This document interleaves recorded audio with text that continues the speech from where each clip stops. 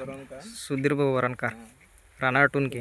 माझ्या शेताला लागूनच शेत आहे बर. ज्ञानेश्वर भाऊचं. पण त्यांनी जे पद्धत आणली आहे सर, ती पद्धत ही सुरुवातला म्हणजे आमच्या इथं सुरुवातला पहिल्यांदाच ही पद्धत आली आहे. हां.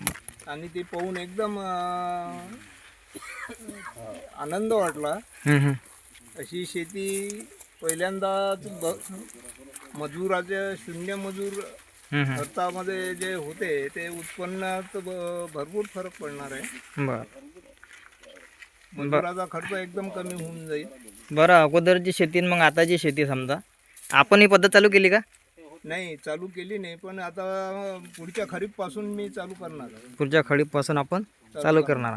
त्याच्या आपल्याला याच्यामध्ये या पद्धतीमध्ये फायदा वाटतो का? एकदम फायदा आहेच बिलकुल. हां, म्हणजे आपला मजुराचा आहे, ट्रॅक्टरचा खर्च आहे, शेतीचा तोच खर्च आता जास्त झाला, त्यामुळे शेतकऱ्याला परवडत नाही शेती. नाही, उत्पन्न कमी झालं, खर्च वाढला.